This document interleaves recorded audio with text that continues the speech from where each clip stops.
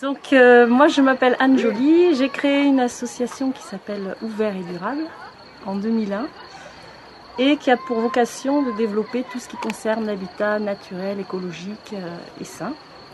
Donc on utilise principalement le matériau le plus sain, on pourrait dire, c'est la terre crue, si elle est prise localement. Voilà. Aujourd'hui je viens au nom de l'association Ouvert et Durable pour transmettre le savoir-faire d'un four à pain traditionnel en terre crue. Donc ça se fait traditionnellement dans le Maghreb. Et c'est pas le four, un four scientifique, ce serait plus proche du modelage. Donc c'est très intéressant, on peut faire ça avec tout le monde, les enfants, tous les publics. Et donc je suis venue là parce qu'on m'a demandé de faire un four, enfin de conduire l'animation pour fabriquer un four. Donc voilà, nous l'avons réalisé, il est donc en terre locale, en paille. Et c'est un mélange donc terre-paille avec de l'eau. C'est un matériau que j'affectionne particulièrement parce que tout le monde peut l'utiliser et il est présent partout. Et donc il n'y a pas d'énergie grise, on ne va pas l'acheter. Et donc il y a plusieurs types de mise en œuvre. Là on a vu le mélange terre-paille. Après il y a d'autres façons de la mettre en œuvre, la terre crue. On s'occupe aussi de ça à l'association, il n'y a pas que des fours à pain. Donc on travaille sur toutes les techniques de mise en œuvre de la terre crue, aussi sur les végétaux, bien sûr avec la chaux, avec la pierre sèche surtout, et bien sûr le bois. Et là, en l'occurrence, le four à pain c'est quelque chose d'assez magique parce que les gens participent volontiers. Et peut-être justement le matériau terre tout d'un coup redevient quelque chose, enfin reprend sa place, alors que ça a toujours été dénigré. Enfin, on fait plus d'argent avec le béton qu'avec la terre crue. Des ateliers collectifs de fabrication d'un four à pain, en fait, les objectifs de l'association aussi, quand les gens viennent pour suivre une formation. En réalité, c'est vraiment, ils viennent chercher un savoir-faire et ils seront capables après de le reproduire. Donc la transmission, elle est vraiment dans l'action. C'est-à-dire que quelqu'un qui va regarder faire le four à pain ne saura pas le faire.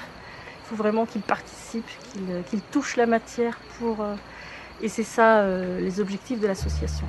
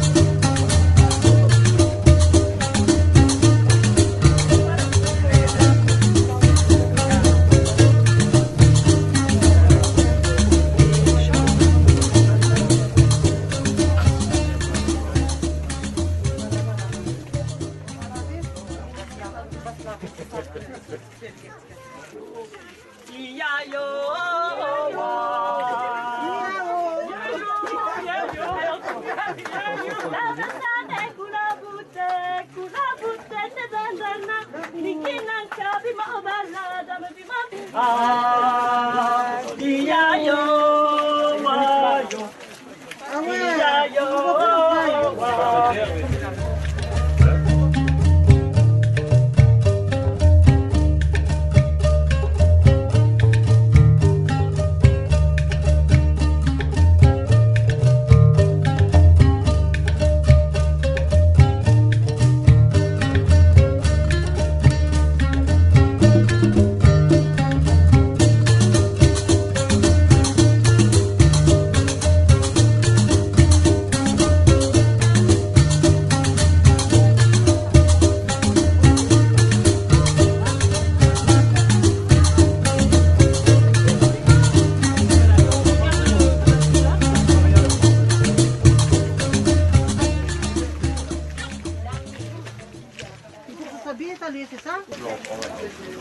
vous voyez, c'est à étaler, c'est un peu dur. Ça veut dire que c'est. Faut pas qu'on passe. C'est pas assez mouillé un petit peu. Ouais.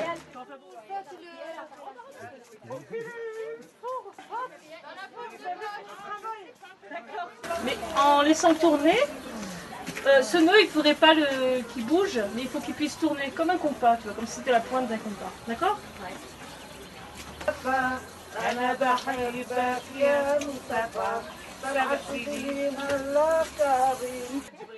Qu'est-ce que vous voulez? Je demandais s'il devait continuer à malaxer. Par là, il y aura la porte.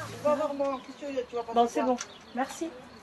On voit la trace du four comme on à l'extérieur. Il va être, ça, c'est la base. Ouais. Et nous, on va faire un mur à l'intérieur. Oui. Donc en fait, on va essayer de garder cette trace là. Il faudrait que ça soit qu'on s'en rappelle de cette trace. Parce que ce qu'on va faire maintenant, on va poser la forme. Hein, l'espèce de moule de ce four, on va le faire en paille. Alors il va falloir qu'on... Mais à un moment donné, la paille, bon, on ne peut pas lui dire de rester là, ça va se déplacer. Il va falloir que vous ayez dans la tête ce repère-là. Même si c'est caché un peu par la paille, on va essayer de le retrouver toujours. Hein, puisque ça sera le mur extérieur, la trace du mur extérieur. Donc on va commencer, alors on va faire la forme, ça c'est très important. C'est une phase importante parce que notre four en fait, il va avoir la forme d'un dôme, il va être comme ça en fait. Hein. En gros il va être comme ça. Et après? Alors voilà, là, pour faire cette forme, ce qui sera plus pratique, là c'était bien pratique pour mélanger, vous avez vu les pailles courtes comme ça. Maintenant, le plus simple pour faire la forme, c'est d'avoir des pailles longues, donc on a coupé au jardin. Ça on achète en plus, c'est là, c'est encore mieux. Et donc, vous allez prendre comme ça des paquets d'herbes qu'on va tourner comme ça un peu pour qu'elles se tiennent. La poche avant. Et on va commencer à faire la base. Et il faudrait que cette prochaine fois que moi je vais faire le tour comme ça, il va falloir les emmêler ensemble aussi. On fait par le principe toujours, on va faire par étage. On va faire un premier tour, puis après on va faire un deuxième tour. On fera comme ça avec la terre ici. Voilà, on essaye de les emmêler les unes aux autres pour qu'elles se tiennent un peu. Moi je rentre à la maison. Non, c'est pas ça, faut que je me change pour que je vienne. Non, voir les dates. Ça va peur ou... Ah, pas peur, moi. Celle-ci est longue, elle est plus facile à tenir sur les bords. Oui, parce que celle-là, normalement, elle est très longue, elle n'est pas très longue. Mais normalement, on prend l'herbe fauchée, c'est plus facile. Bon, même si on n'a que de l'herbe fauchée, tant mieux. On va venir le poser le long de cette limite. Cette limite, on la voit. Et on va procéder par couches successives. La base va environ faire une quinzaine de centimètres. Pour arriver là-haut, l'épaisseur de la paroi du four sera environ 5 cm. Donc,